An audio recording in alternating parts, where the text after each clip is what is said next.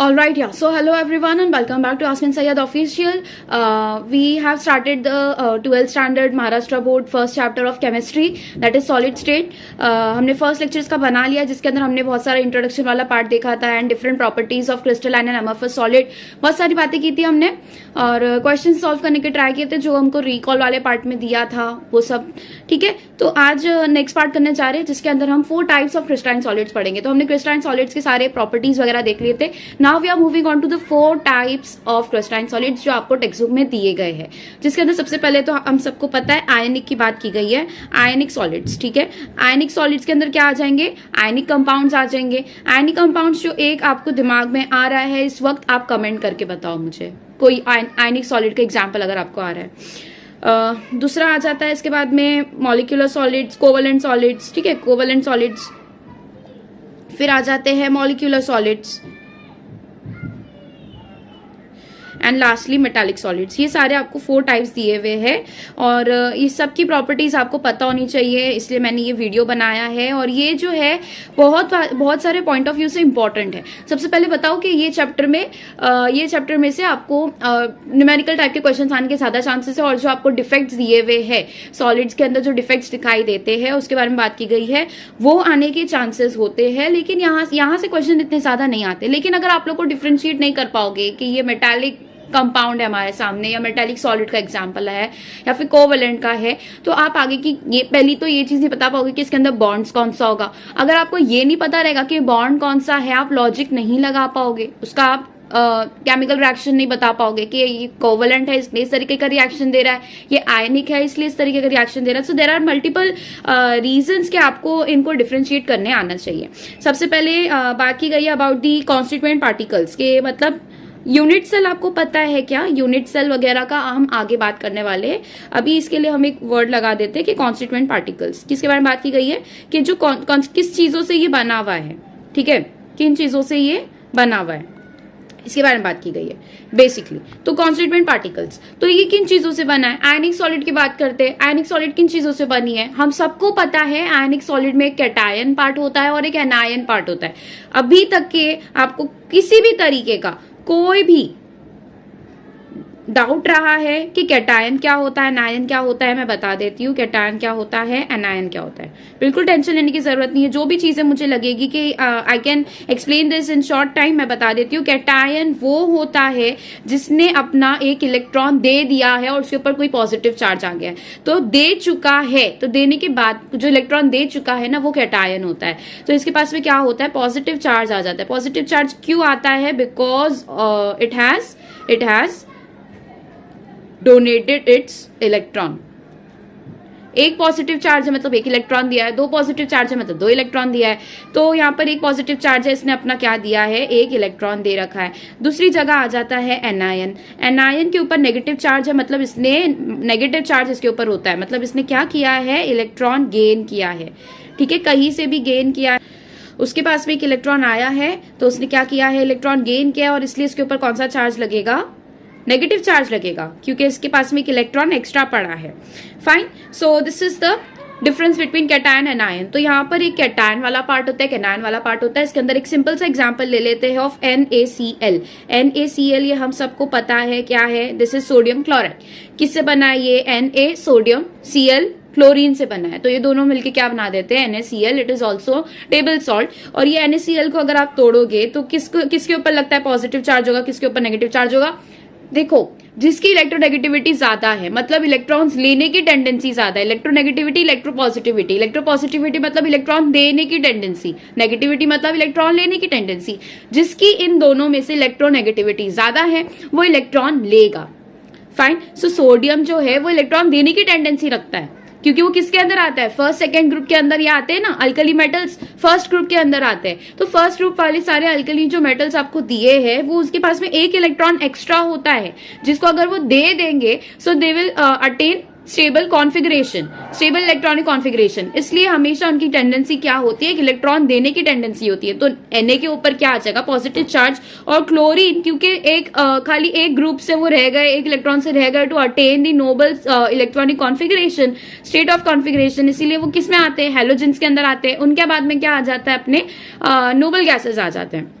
which are non-reactive because they have attained the stable electron configuration. They do not require any electron, they don't need to give any electron. तो वो stable electronic configuration उनको attain करना है. हर atom का यही उनका purpose होता है. सो यहाँ पर Na एक इलेक्ट्रॉन देकर और Cl एक इलेक्ट्रॉन लेकर अपने अपने स्टेबिलिटी में आ जाते हैं, अटेन कर लेते हैं stability. So this is your ionic solid. यहाँ पे डोनेशन हो रहा है और एक्सेप्टिंग हो रहा है, मतलब बेसिकली एक तरीके से एक डोनर है और एक एक्सेप्टर है. किसका? इलेक्ट्रॉन का. इलेक्ट्रॉन एक्सेप्ट किया जा रहा है, इलेक्ट्रॉन डोनेट किया जा रहा है. अब डोनेट वो करेगा जो ज्यादा इलेक्ट्रो पॉजिटिव होगा, और chlorine being electronegative, more electronegative than sodium, वो एक्सेप्ट करेगा. वैसे ही दूसरा एग्जांपल आ जाता है HCl का, एग्जांपल आ जाता है KCl का. ऐसे बहुत सारे एग्जांपल है, जब एग्जांपल की बात आएगी तब हम करेंगे. अभी यहाँ पे खाली आप लोग को ध्यान रखना है कि what are the things you need to remember is कि इसके अंदर कॉन्स्टिट्यूएंट पार्टिकल्स क्या होते हैं. बताओ एक बार जल्दी से रिवाइंड करो. मैंने क्या बताया? कॉन्स्टिट्यूएंट पार्टिकल्स में कैटायन होता है एंड एनायन होता है. बस इतना याद रखना है आप लोग को. That's it. नेक्स्ट आ जाता है कोवेलेंट सॉलिड्स. कोवेलेंट सॉलिड्स किसके बने हैं? नॉर्मल एटम से ही बने हुए होते हैं, राइट. उनके अंदर क्या प्रेजेंट होता है, दैट इज इंपॉर्टेंट. इनके अंदर एटम्स होते हैं, इनके अंदर कॉन्स्टिट्यूएंट पार्टिकल्स क्या है? एटम्स है. इनका कॉन्स्टिट्यूएंट पार्टिकल बताया हुआ है. मॉलिक्यूलर सॉलिड्स के अंदर क्या आ जाएंगे? इनके अंदर साफ लिखा है आप लोग को मोनो एटमिक और पॉली एटमिक मॉलिक्यूल्स. ठीक है. तो मॉलिक्यूल्स क्या होते हैं? या तो एक सिंपल एटम के मॉलिक्यूल बने हुए हैं, या तो फिर एक से ज्यादा अलग अलग टाइप के एटम से जो है मॉलिक्यूल बना हुआ है. सो पॉली एटमिक मतलब एक से ज्यादा टाइप के एटम्स उसके अंदर प्रेजेंट है. मोनो एटमिक सिंगल एटम का मॉलिक्यूल बना हुआ है. एर्गॉन के अगर आप बात करोगे सॉलिड का, तो ये भी मोनो एटमिक के अंदर आएगा क्योंकि एक ही है, लेकिन ये आपस में रिएक्ट नहीं करते. As in case of oxygen, जो आपस में रिएक्ट करके बॉन्ड करके एक्चुअल में O2 बना देते हैं. वैसे ही O3 भी होता है, इसके अंदर 3 ऑक्सीजन प्रेजेंट है. It is also a molecular solid. तो ये अपने एग्जाम्पल्स हो जाते हैं mono atomic, poly atomic molecules which are present in molecular solids. अब जो मेटालिक सॉलिड्स होते हैं, इनके अंदर मेटल्स होते हैं, इतना तो आपको पता होगा. मेटलिक एटम्स होते हैं, मेटल्स के एटम्स होते हैं. ठीक है. दूसरा पॉइंट कि यहाँ पर होता क्या है. बेसिकली यहाँ पर आपको लिखा है आपकी बुक के अंदर कि एरे ऑफ पॉजिटिव आयंस. किसका एरे बना हुआ है? एरे क्या होता है? Positive ions in sea of electrons. देखो समझने की कोशिश करो इसको. ठीक है. एरे ऑफ पॉजिटिव आयंस मतलब जो पॉजिटिव आयंस है वो एक लाइन में अरेंज्ड है, अपने अपने कैटायंस के फॉर्म में वो अरेंज्ड है. उनके आसपास वो एटम्स में से इलेक्ट्रॉन्स निकल गए हैं, क्योंकि मेटल्स का टेंडेंसी होता है इलेक्ट्रॉन, उनके पास में फ्री इलेक्ट्रॉन्स होते हैं जो मूव करते रहते हैं, मूवेबल होते हैं. सो सी ऑफ इलेक्ट्रॉन्स क्यों बोला है? कि बहुत सारे इलेक्ट्रॉन्स बहुत तेजी से यहाँ वहां कोलैप्स करते हैं, दौड़ते हैं, वी कैन से मूवमेंट करते हैं. तो in the sea of electrons मतलब कि बहुत सारे इलेक्ट्रॉन्स है जो कि मूवेबल है, और जो पॉजिटिव एटम्स बने हुए हैं, पॉजिटिव आयंस बने हुए हैं because of their tendency to leave their electron. ठीक है. इलेक्ट्रॉन उन्होंने दे दिया है, छोड़ दिया है, इसलिए एटम्स कैसे हो गए हैं? पॉजिटिव हो गए, पॉजिटिव चार्ज उनके ऊपर आ गया है और वो एक जगह पे है. They are not movable. Movable कौन है? मूवमेंट कौन शो कर रहा है? इलेक्ट्रॉन शो कर रहे हैं. तो इसलिए बोला इन सी ऑफ इलेक्ट्रॉन्स. ठीक है. और इलेक्ट्रॉन्स मूवेबल होते हैं तभी, अगर आप देखोगे तभी ही मेटल्स के अंदर इलेक्ट्रिसिटी प्रोवाइड करने की टेंडेंसी होती है. तो बेसिकली ये इलेक्ट्रिक क्या होते हैं? इलेक्ट्रिसिटी के कंडक्टर होते हैं, हीट के कंडक्टर होते हैं. So they are very much good conductors. ठीक है. सो कॉन्स्टिट्यूएंट पार्टिकल्स हो जाता है. नेक्स्ट इंपॉर्टेंट पॉइंट आ जाता है बॉन्ड. इनके बीच में बॉन्ड कैसा मिलता है देखते हैं. Intermolecular forces.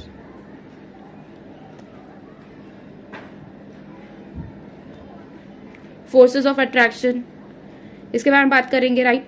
Forces of attraction कैसे मिलते हैं इनके अंदर. सो सबसे पहले आयनिक के अंदर क्या मिलेगा आपको? इलेक्ट्रोस्टैटिक फोर्स ऑफ अट्रैक्शन मिलेगा. इलेक्ट्रोस्टैटिक फोर्स ऑफ अट्रैक्शन क्या होता है? इस तरीके से लिख दूं मैं, FOA क्या है? FOA forces of attraction. कौन सा मिलता है? Electrostatic force of attraction. दूसरा नाम इसका इंपॉर्टेंट है, ये याद रखो, कूलम फोर्स. क्या आपको दिया है बुक के अंदर? Coulomb force. तो अगर आप लोग को MCQ आ जाता है, ठीक है, इन योर बोर्ड एग्जाम हो सकता है, या फिर हो सकता है आपको एग्जाम नॉर्मल कॉलेज में जो होते हैं सेमेस्टर्स, उसमें पूछ सकता है कि इनके बीच में कौन सा होता है. तो आप या तो फिर हाइड्रोजन बॉन्ड्स आ सकते हैं आयनिक के अंदर, कौन से बॉन्ड्स आ सकते हैं, तो कोवेलेंट बॉन्ड आ सकते हैं. तो उसके अंदर कूलम फोर्स आ गया. तो आप इलेक्ट्रोस्टैटिक पढ़ के कहते हैं, कुलम आपको पता नहीं था दूसरा नाम, रॉन्ग टिक करके आ सकते हो ना, इलेक्ट्रोस्टैटिक नाम नहीं दिया रहेगा ऑप्शन में, कुलम दिया रहेगा। So be very much aware about the different names of the same types of force, coulomb force और इलेक्ट्रोस्टैटिक। अब ये इलेक्ट्रोस्टैटिक क्या होता है, इलेक्ट्रॉन्स की वजह से इनके अंदर क्या बन गया है, फोर्स ऑफ अट्रैक्शन स्टेबल रहा है। फोर्स ऑफ अट्रैक्शन किस बेसिस पे आया है, इलेक्ट्रॉन के बेसिस पर आया है। कुलम फोर्स भी क्या ही होता है, coulomb force is nothing but forces due two electron, जो इलेक्ट्रॉन डोनेट हो रहा है और जो इलेक्ट्रॉन एक्सेप्ट कर रहा है उसकी वजह से इनके बीच में जो फोर्स ऑफ अट्रैक्शन बना है, जो बॉन्ड बना है, that is your ionic bond because of the Coulomb's force in between them. ठीक है, अब जो कोवेलेंट होते हैं इनके अंदर कोवेलेंट बॉन्ड होता है, सिंपल है। अब ये कोवेलेंट बॉन्ड क्या होता है, what is covalent bond, what is covalent bond, what is covalent bond. देखो, जब हमने आयनिक की बात की या फिर आप कोई भी बॉन्ड की बात करो, वहां पर इलेक्ट्रॉन दिया जा रहा है, आयनिक बॉन्ड में स्पेशली इलेक्ट्रॉन दिया जा रहा है, पूरी तरीके से डोनेट किया जा रहा है। But in case of covalent bond ऐसा नहीं होता है। आयनिक बॉन्ड के अंदर हमने इलेक्ट्रॉन दिया और एक ने इलेक्ट्रॉन एक्सेप्ट कर लिया, मतलब अब जिसने दिया उसके पास में उसका इलेक्ट्रॉन नहीं है, और जिसने इलेक्ट्रॉन एक्सेप्ट किया उसने पूरी तरीके से एक्सेप्ट कर लिया, 100% इलेक्ट्रॉन एक्सेप्ट कर लिया है। लेकिन कोवेलेंट बॉन्ड में म्यूचुअल शेयरिंग होती है, मतलब कि एक इलेक्ट्रॉन इसके पास में प्रेजेंट है और इसके अंदर टेंडेंसी है कि ये इलेक्ट्रॉन को ले अपने पास, तो भी ये पूरी तरीके से लेगा नहीं, इसके पास में भी एक इलेक्ट्रॉन, इसके पास में भी एक इलेक्ट्रॉन है, इनके बीच में म्यूचुअल शेयरिंग होगी, इलेक्ट्रॉन यहां पर भी रहेगा, यहां पर भी रहेगा। So that is your covalent bond, यहां पर इलेक्ट्रॉन्स का शेयरिंग होता है। You have to be very much remindful of using these words in your answers. आपको अगर ये लिख दोगे कि donating electron, wrong, covalent bond में शेयरिंग ऑफ इलेक्ट्रॉन्स होता है। रिमेंबर दिस, पूरा ऑर्गेनिक केमिस्ट्री आप लोग का कोवेलेंट बॉन्ड पर बेस्ड है। ठीक है, अभी नेक्स्ट आता है मॉलिक्यूलर सॉलिड्स। मॉलिक्यूलर सॉलिड्स के अंदर बहुत टाइप के फोर्सेस ऑफ अट्रैक्शन मिलते हैं। बेसिकली मॉलिक्यूलर बॉन्ड्स इनके अंदर होते हैं, जिसके अंदर आप लोग को लंडन डिस्पर्जन फोर्सेस बताए हैं। ठीक है, लंडन डिस्पर्जन फोर्सेस, जिसको हम वीक डाइपोल फोर्सेस भी कह सकते हैं, तो लंडन डिस्पर्जन फोर्सेस आ जाते हैं। डाइपोल डाइपोल फोर्सेस आ सकते हैं। डाइपोल फोर्स क्या होता है, force of attraction. Dipole force क्या होता है, डाइपोल क्या होता है, मुझे पहले ये बताओ, डाइपोल क्या होता है। आई एम एक्सपेक्टिंग कि आप लोग को ये सब चीजें पता होगी, लेकिन फिर भी मैं बता रही हूँ जस्ट इस चीज के लिए। डाइपोल क्या होता है, देखो सपोज करो दो कोई एटम है जिनके मिलने से मॉलिक्यूल बना है। सपोज करते हैं H2O है, H2O का कैसे बनेगा, यहाँ पर हाइड्रोजन ऑक्सीजन है, यहाँ पर एक हाइड्रोजन है, यहाँ पर एक हाइड्रोजन है, इसके पास में एक इलेक्ट्रॉन यहाँ पर है, ये इसके पास में एक इलेक्ट्रॉन, यहाँ पर दो इलेक्ट्रॉन, 3 4 5 6, ये 6 इसका होता है, इसके पास में एक, इसके पास में एक। इसी तरीके के इलेक्ट्रॉन्स इनके बीच में होते हैं। इनके बीच में जो फोर्स ऑफ अट्रैक्शन बना है, इस तरीके से मैंने बना दिया। ठीक है, इनके बीच में बॉन्ड्स मैंने बना दिया, एक इलेक्ट्रॉन का इसके साथ में बॉन्ड बन गया, ठीक है, और यहाँ के एक इलेक्ट्रॉन का इसके साथ में बॉन्ड बन गया। क्लियर है। अब यहाँ पर देखो कि हाइड्रोजन और ऑक्सीजन में इलेक्ट्रोनेगेटिव ज्यादा कौन है, कौन ज्यादा इलेक्ट्रोनेगेटिव है, तो that is your oxygen. Oxygen ज्यादा इलेक्ट्रोनेगेटिव है, बराबर है। अब यहाँ पर क्या होगा कि इसके पास में हमने बॉन्ड्स का तो शेयरिंग इनके अंदर कर लिया, बॉन्ड्स डोनेट हो गए, अब बॉन्ड इनके बीच में बन गया है, इलेक्ट्रॉन्स इनके अंदर डोनेट हुए हैं, शेयरिंग हुई है, बॉन्ड इनके बीच में बन गया है। But being more electronegative, oxygen के अंदर सिर्फ शेयरिंग से ज्यादा और भी टेंडेंसी है कि वो इलेक्ट्रॉन को और थोड़ा अपनी तरफ खींचे। तो यहाँ पर सिर्फ एक म्यूचुअल शेयरिंग इक्वली नहीं हो रही है कि यहाँ तक के इलेक्ट्रॉन तूने भी दिया, यहाँ तक इलेक्ट्रॉन नहीं। यहाँ पर क्या हो रहा है बेसिकली कि ये जो है इलेक्ट्रॉन अपनी तरफ पुल करेगा और वही यहाँ पर भी इलेक्ट्रॉन अपनी तरफ पुल करेगा। किसका, हाइड्रोजन का इलेक्ट्रॉन। कौन पुल कर रहा है, ऑक्सीजन कर रहा है। वाई, बिकॉज ऑक्सीजन ज्यादा इलेक्ट्रोनेगेटिव है। तो यहाँ पर इसने क्या किया, इलेक्ट्रॉन पुल किया अपनी तरफ, जिसकी वजह से अगर आप देखोगे तो नॉर्मल जो बैलेंस बनना चाहिए था वो नहीं बन रहा है। तो बेसिकली क्या हो रहा है, इधर की तरफ इलेक्ट्रॉन्स मूव कर रहे हैं। सो इंपॉर्टेंट आप लोग को जानना ये है कि इलेक्ट्रॉन्स क्या कर रहे हैं, एक डायरेक्शन में थोड़े से टिल्ट, मतलब ज्यादा पुश हो गए हैं। तो मतलब यहाँ का जो डाइपोल था वो इस तरफ गया, इसका डाइपोल मोमेंट इस तरफ गया। तो ये दोनों को जब आप प्लस करोगे, सेम डायरेक्शन में जा रहे हैं, इसका आप वेक्टर निकालो, इस डायरेक्शन में इसका डाइपोल हो रहा है। नॉर्मल केसेस में क्या होता है कि ऊपर से कोई आ गया डाइपोल, वही नीचे से उसका काउंटर आ गया, ये दोनों का डाइपोल मोमेंट 0 हो जाएगा। लेकिन इन दिस केस आप देखो यहाँ पर क्या हो रहा है, डाइपोल मोमेंट का बेसिकली अब यहाँ पे आपको क्वेश्चन आएगा कि यार यहाँ पर जो है इस तरीके से भी तो हम हाइड्रोजन को रख सकते हैं। यहाँ पर जो वैलेंस इलेक्ट्रॉन्स इसके पास में प्रेजेंट है, बाहर के शेल में जो इलेक्ट्रॉन्स प्रेजेंट है, यहाँ पर उसका पूरा क्या है, उसने एक जगह अपनी स्पेस बना के रख लिया है। तो यहाँ पर का हाइड्रोजन यहाँ पर नहीं जा सकता। ठीक है, यहाँ पर इलेक्ट्रॉन का क्या हो जाएगा, रिपल्शन हो जाएगा, बिकॉज वहां पे इलेक्ट्रॉन प्रेजेंट है ऑलरेडी। तो ये चीज आपको समझनी जरूरी है। यहाँ पर dipole moment is not equal to 0 and therefore इनके अंदर जो बॉन्ड होगा वो एक डाइपोल डाइपोल बॉन्ड होगा, dipole dipole force of attraction इनके अंदर प्रेजेंट होगा। Fine, so dipole dipole forces इसके अंदर आ गए। लास्टली आपको इसके अंदर दिया है हाइड्रोजन बॉन्ड्स। तो हाइड्रोजन बॉन्ड्स क्या होते हैं, एक चीज याद रखो, हाइड्रोजन प्रेजेंट रहेगा तभी हाइड्रोजन बॉन्ड बनेगा। अब दूसरी कंडीशन क्या है, पहली कंडीशन हाइड्रोजन रहेगा तो हाइड्रोजन बॉन्ड बनेगा। दूसरी कंडीशन कि हाइड्रोजन के साथ में कोई हाइड्रोजन से ज्यादा इलेक्ट्रोनेगेटिव होना चाहिए, जो कि मोस्ट ऑफ दी अपने जो भी सारे एटम्स होते हैं वो इलेक्ट्रोनेगेटिव होते हैं, ज्यादा होते हैं फ्रॉम हाइड्रोजन। ठीक है, तो ज्यादा होते हैं, तो उनके बीच में अगर हाइड्रोजन का नॉर्मली HF है या फिर किसी के साथ में लाइक H2O के साथ में बना रहा है, तो ये सारे हाइड्रोजन बॉन्ड्स एक तरीके से। ठीक है, जैसे कि Na, ठीक है, बात कर लेते हैं अबाउट हाइड्रोजन किसके अंदर आ रहा है, और C6H6 है, तो यहां पर भी हाइड्रोजन बॉन्ड्स प्रेजेंट है। That is nothing but hydrogen bonds. तो किसके बीच में बन रहा है, ये हाइड्रोजन और ज्यादा इलेक्ट्रोनेगेटिव जो होता है उनके बीच में बॉन्ड्स बन रहे हैं।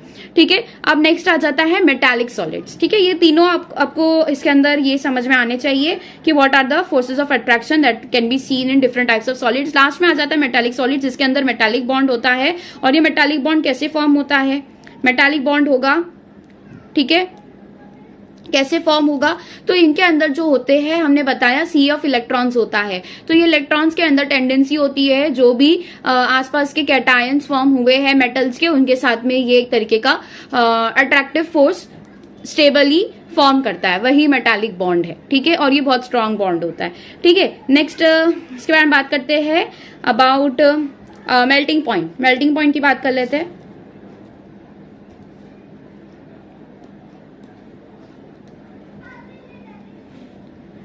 किसके मेल्टिंग पॉइंट कितने हैं, कौन ब्रिटल है, ये सब भी बारे में बताया गया आपको। तो सबसे पहले बात करते हैं अबाउट अपना आयनिक सॉलिड्स। आयनिक सॉलिड्स का कितना है, तो 600 डिग्री सेल्सियस आपको बताया गया इन योर बुक। 600 से लेकर कितना हो सकता है, वो 3000 डिग्री सेल्सियस तक का हो सकता है। इतना ज्यादा उसका क्या है, मेल्टिंग पॉइंट बताया गया है कि कुछ ऐसे आयनिक सॉलिड्स है जो 600 पर मेल्ट करते हैं, 600 डिग्री सेल्सियस, और कुछ 3000 डिग्री सेंटीग्रेड पर करते हैं। कोवेलेंट का बताया गया है 1200 से स्टार्ट होता है इसका, 1200 से लेके 4000 बताया है। ये मैंने याद कैसे किया है, पहला 600 से 3000 है, इतना याद कर लो। 600 का डबल करोगे यहाँ पे 1200 हो जाएगा, 3000 में 1000 और बढ़ाना है, 4000 हो जाएगा। ये टेबल अगर आप लोगों को बनाने आ जाता है तो कुछ पॉइंट्स, कुछ नंबर्स अगर आप भूल जाते हो तो ये तरीका आप अपना सकते हो।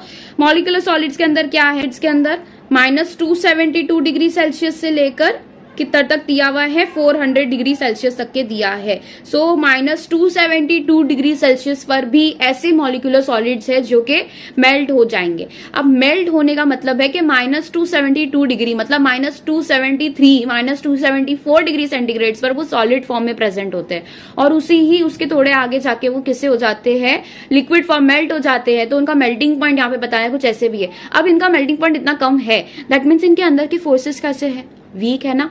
वीक फोर्सेस से तभी इतने कम टेम्परेचर पर उनको कम एनर्जी देनी पड़ रही है। जितना ज्यादा हमको टेम्परेचर देना पड़ रहा है बेसिकली उसके अंदर उतनी ज्यादा एनर्जी देनी पड़ रही है, राइट। एक तरीके से वही है ना, टेम्परेचर अगर ज्यादा बढ़ाना पड़ रहा है, एनर्जी ज्यादा प्रोवाइड करनी पड़ रही है, क्या करने के लिए, मेल्ट करवाने के लिए। बेसिकली इसके अंदर हम क्या कर रहे हैं, बॉन्ड्स तोड़ रहे हैं। बॉन्ड्स तोड़ने के लिए ज्यादा एनर्जी रिक्वायर्ड है, that means intermolecular force of attraction are very much strong, very much strong. लेकिन कम एनर्जी रिक्वायर्ड है, कम टेम्परेचर पर ही मेल्ट हो जा रहे हैं, दैट मीन्स फोर्सेस कैसे है, काफी ढीले फोर्सेस है। मेटालिक के अंदर कितना बताया है, -39 डिग्री सेल्सियस, इतना कुछ बताया, -39 डिग्री सेल्सियस से लेकर 400 है इसका भी, शायद 400 डिग्री सेल्सियस। तो इतना आपको रफ आइडिया होना चाहिए कि दो जो है माइनस से स्टार्ट हो रहे हैं और दो का हमने रिलेशन निकाल लिया। तो ये अपना मेल्टिंग पॉइंट भी हो गया। टिक पॉइंट आप लोग को और दिया हुआ है अबाउट हार्डनेस, जो मैंने बताया कि हार्डनेस हम कैसे डिटरमाइन करेंगे। हार्डनेस ये एक ऐसी प्रॉपर्टी है, सेकंड प्रॉपर्टी हम देख रहे हैं जो कि किस पे बेस्ड है, most of the properties are based on their intermolecular force of attraction. तो ये आप लोग को थोड़ा you have to be very much careful कि फोर्सेस के बेसिस पे आप ये सब लिख सकते हो। अगर आपको फोर्सेस की नॉलेज अच्छी रहेगी तो ये सब आप खुद लिख सकते हो।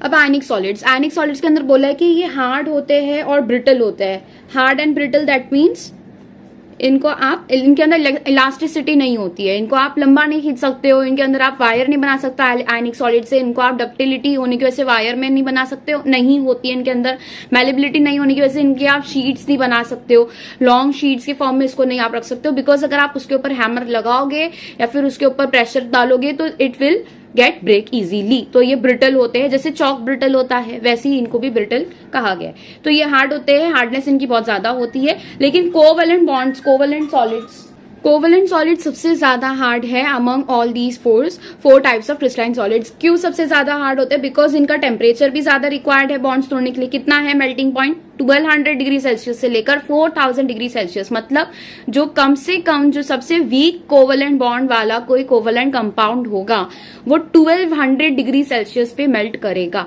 इतना ज्यादा उसको एनर्जी रिक्वायर्ड है, इतना ज्यादा टेम्परेचर पे उसके बॉन्ड्स ब्रेक होंगे। तो ये कैसे होंगे? वेरी मच हार्ड, ठीक है, they are difficult to break. Next आ जाते हैं मॉलिक्यूलर सॉलिड्स। बहुत ही इनके अंदर वीक फोर्सेस है, तो ये बहुत सॉफ्ट होते हैं, इतना लिखना है। लेकिन जो अपने मेटालिक होते हैं ये सॉफ्ट भी हो सकते हैं, जैसे कि सोडियम हो गया, ये सारे मेटल्स में आते हैं। सॉफ्ट से लेकर वेरी हार्ड तक के इनकी पूरी रेंज होती है। तो अगर आप देखोगे मेटल्स में आपका ग्रुप 1, ग्रुप 2, ग्रुप 3, 4, 5, 6, 7 कितने सारे ग्रुप्स आ जाते हैं, जो आप पूरा एक पी ब्लॉक, ठीक है, डी ब्लॉक आप जो पढ़ते हो, पूरा डी ब्लॉक किसका बना है? पूरा मेटल्स का बना है। सो वो पूरा एक रेंज आपके पास में आ जाता है। जो अल्कली मेटल्स और अल्कलाइन अर्थ मेटल्स आप पढ़ रहे हो, ये सॉफ्ट इसके अंदर आ जाते हैं। शुरुआत के एलिमेंट सॉफ्ट होते हैं, वेरस जितना आगे जाते जाओगे, ठीक है, अपना डी ब्लॉक के अंदर, ठीक है, ट्रांजिशन एलिमेंट्स के अंदर जाओगे, वो कैसे है? They are very much hard. Next इनकी इलेक्ट्रिकल और थर्मल कंडक्टिविटी। नेक्स्ट पॉइंट आ जाता है इलेक्ट्रिकल कंडक्टिविटी और थर्मल कंडक्टिविटी।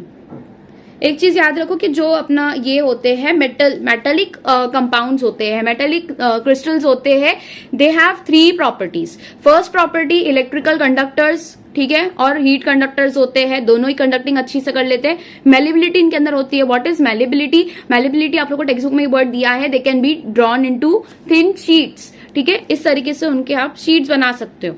दूसरा कि इसका एक दूसरा क्या है? डक्टिलिटी मतलब they can be drawn into wires, ठीक है, वायर्स के थ्रू आप इसके अंदर इलेक्ट्रिसिटी पास करवा सकते हो। ये प्रॉपर्टी सिर्फ और सिर्फ मेटल्स के अंदर मिलती है। तो electrical conductivity, yes, electrically conduct कर सकता है क्या ये? तो इन सॉलिड स्टेट नहीं कर सकता, इन सॉलिड स्टेट ये नहीं कर सकता। कौन? आयनिक जो होगा वो सॉलिड स्टेट में नहीं कर सकता है कंडक्टिविटी। क्यों? क्योंकि जो एटम्स के बीच के अंदर जो इलेक्ट्रॉन डोनेट किया है और जो इलेक्ट्रॉन एक्सेप्ट किया है, वो इलेक्ट्रॉन उनके अंदर पुल करके, मतलब एक तरीके से फोर्स ऑफ अट्रैक्शन स्टेबल करके बॉन्ड्स को स्ट्रांगली एक दूसरे के साथ में, एटम्स फ्रीली नहीं प्रेजेंट है, स्ट्रांगली प्रेजेंट है। लेकिन जब उनको मोल्टन स्टेट इसको बोला गया, मोल्टन स्टेट मतलब जब आप उसको मेल्ट कर देते हो इन दैट स्टेट, और इन अनदर केस इसको डिसॉल्व करते हो आप किसी भी मीडियम में, किसी भी सॉल्वेंट के अंदर जब आप इसको डिसॉल्व करते हो, तब क्या होता है? डिसॉल्व स्टेट और दूसरा मोल्टन स्टेट, ये 2 स्टेट के अंदर आप देखोगे they can provide some amount of electrical conductivity. Next आ जाते हैं covalent solids. They are insulators, clearly, क्योंकि ये इलेक्ट्रॉन्स इनके फ्री नहीं होते हैं, दे आर इंसुलेटर्स। नेक्स्ट आ जाते हैं molecular solids have low conductivity होती है, सम अमाउंट ऑफ कंडक्टिविटी इनके अंदर होती है। हाँ, कोवेलेंट के अंदर एक एक्सेप्शन आप लोग को याद रखना है, कोवेलेंट के अंदर एक्सेप्शंस याद रखने हैं, वेरी मच इंपॉर्टेंट। जो आप लोग का ग्रेफाइट होता है, ग्रेफाइट कैसा है? ये इलेक्ट्रिकल कंडक्टिविटी शो करता है, और जो डायमंड होता है, डायमंड क्या शो करता है? हीट का कंडक्टर है वो। दैट मीन्स कि अगर कोई गर्म चीज है उसके ऊपर डायमंड रख दिया तो डायमंड भी गर्म हो जाएगा और आगे वाली चीजों को भी वो गर्म कर देगा, क्योंकि उसके अंदर हीट पास हो रही है, कंडक्ट करने देगा वो हीट को। लेकिन इलेक्ट्रिकल कंडक्टिविटी उसके अंदर नहीं होती है। ग्रेफाइट के अंदर इलेक्ट्रिकल कंडक्टिविटी होती है, ये याद रखना है। तो हीट की कंडक्टिविटी डायमंड शो करता है और ग्रेफाइट क्या शो करता है? इलेक्ट्रिकल कंडक्टिविटी शो करता है। ये 2 कोवेलेंट कंपाउंड होके भी ये एक्सेप्शन में आते हैं। मॉलिक्यूलर सॉलिड्स लो कंडक्टिविटी शो करते हैं। जो मेटालिक होते हैं, हाई कंडक्टर्स इनको माना जाता है, they are very much good conductors, ठीक है, of both heat and electricity. ये बात हो गई। अब इसके एग्जांपल्स देख लेते हैं लास्टली। एग्जांपल्स में क्या है? Very much important. एग्जांपल्स वाला पॉइंट सबसे ज्यादा इंपॉर्टेंट होता है, क्योंकि सिर्फ याद करना होता है, दिमाग नहीं लगाना होता है। आयनिक सॉलिड्स के अंदर NaCl, KCl, HF, अपना sodium fluoride, sodium bromide, sodium iodide, बहुत सारी चीजें आ सकती है, सोडियम आयोडाइड आ गया, तो ठीक है, ये हो गया कोवलेंट। नेक्स्ट क्या था, कोवलेंट। कोवलेंट के अंदर क्या आ जाएगा, C6H6, all the organic compounds. आप ले लो एसिटिक एसिड CH3COOH, ये सारे कैसे हैं, these are all organic compounds, जिसके अंदर आप क्या देख सकते हो, कोवलेंट बॉन्ड्स देख सकते हो, राइट। और क्या आ जाएगा इसके अंदर, सिलिकॉन डाइऑक्साइड। सिलिकॉन डाइऑक्साइड क्या है, कॉर्ड्स, ठीक है, सिलिकॉन डाइऑक्साइड आप लोग को नाम दिया है कॉर्ड्स किससे, और कार्बोरेंडम एक नाम दिया है, कार्बोरेंडम भी नाम दिया है। और एस पर अगर आप टेक्स्ट बुक लिखते हो आंसर, तो आपके आंसर का वेटेज बढ़ जाता है, आपके आंसर के मार्क्स देने का जो चांस प्रोबेबिलिटी होती है वो बढ़ जाती है। तो आप टेक्स्ट बुक एग्जाम्पल्स देने का ट्राई करो। What is Carborundum, what is Carborundum, ये पहली बात तो इसको सिलिकॉन कार्बाइड बोलते हैं। क्या बोलते हैं इसको, सिलिकॉन कार्बाइड, SiC इसका केमिकल फॉर्मूला है। ये क्या है, अब्रेसिव है।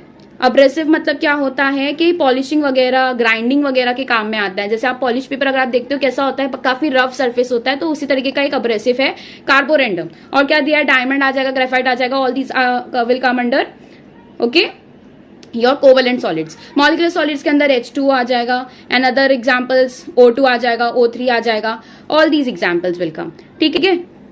नेक्स्ट आ जाता है लास्टली मेटालिक। मेटालिक के अंदर सारे जितने भी आपको पता है, जिंक आ जाता है, मैग्नीशियम आ जाता है, लिथियम और beryllium, all these are metals and these are included in group 1 and group 2 elements. Group 1 group 2 के एलिमेंट्स कौन से है, पहला तो अपना अल्कली मेटल्स है, second is your alkaline earth metals, ठीक है, lithium, sodium, potassium will also come, zinc आ जाएगा, मैग्नीशियम आ जाएगा, देर आर AU AG, ये सारे याद रखो, AG is your silver, AU is your gold, ठीक है। तो ये सारे किस में आ जाते हैं, मेटल्स के अंदर आ जाते हैं। So these were all different examples that comes under 4 types of crystalline solids. What are the 4 types of crystalline solids, पहला हमने पढ़ा अबाउट आयनिक सॉलिड्स, इनके सारे प्रॉपर्टीज किए। कोवेलेंट सॉलिड्स, कोवेलेंट सॉलिड्स सबसे ज्यादा इनके अंदर बॉन्ड एनर्जी देनी पड़ती है in order to break their bonds. Third आ जाते हैं molecular solids, and lastly metallic solids. Metallic solids का प्रॉपर्टी याद रखो, they have ductility, they have malleability, and they are very much good conductors of heat and electricity, ठीक है। That's it.